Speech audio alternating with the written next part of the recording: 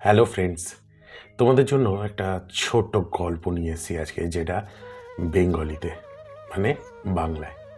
আশা করছি তোমাদের এই গল্পটি ভালো লাগবে, তাই দেরি না করে খুব তাড়াতাড়ি গল্পটি শুরু করব। তার আগে বলে দিই, যদি ভালো লাগে তাহলে চ্যানেলটিকে সাবস্ক্রাইব করে নেবে আর বেল আইকনটি প্রেস করে দেবে, লাইক করবে যদি ভালো লাগে এবং কমেন্টে অবশ্যই জানাবে। তাহলে দেরি না করে শুরু করা যাক আজকের গল্পটি।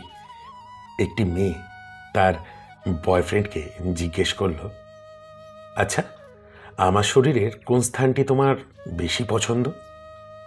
ছেলেটি আশ্চর্য হয়ে বলল, হঠাৎ এই কথা কেন? মেয়েটি বলল, আরে বলোই না, কোন স্থানটি তোমার বেশি পছন্দ?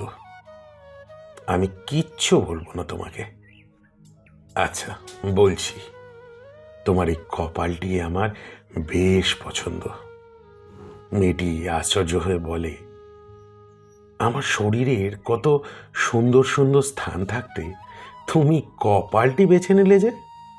শুনেছি নারীর কপালে আলতো করে চুমু দিলে নাকি ভালোবাসা বৃদ্ধি পায়। নারীর ওই কপালে কালো একটি টিপ পড়লে তাকে অসম্ভব সুন্দর লাগে। তাই তো তোমার ওই কপালটি আমি বেছে নিয়েছি। আমি চাই আমাদের ভালোবাসা আরো বৃদ্ধি পাক, যেন দুঃখ সেই ভালোবাসা দেখে আফসোস করে। বয়ফ্রেন্ডের কথা শুনে মেয়েটি বলে, এতটা ভালোবাসো তুমি আমাকে? বয়ফ্রেন্ড বলল, হ্যাঁ, অসম্ভব ভালোবাসি তোমাকে প্রিয়। মেয়েটি বলল, তাই? জানো, আমি ভেবেছিলাম তুমি শরীরের অন্য কিছু একটা পছন্দ করবে। ছেলেটি মৃদু হেসে বলল, পাগলি, তোমাকে ভালোবেসে আপন করে পেলেই তো তোমার শরীরের সব কিছু আমার হবে। আসলে কত ছেলে তার গার্লফ্রেন্ডকে কিস করে, রুম ডেট করে, তোমার এইসব করতে ইচ্ছা বা আকাঙ্ক্ষা করে না?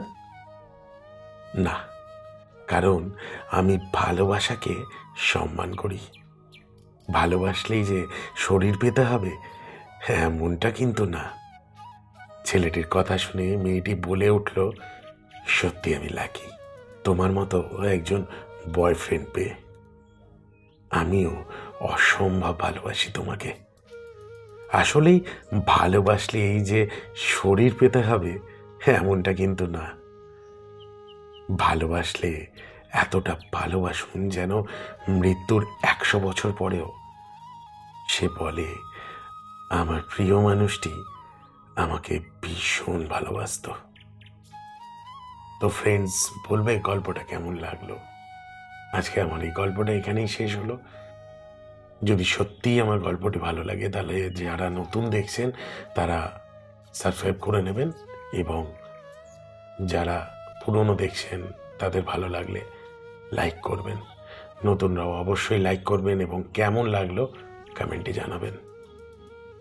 আজকের এইটুকুই। নমস্কার।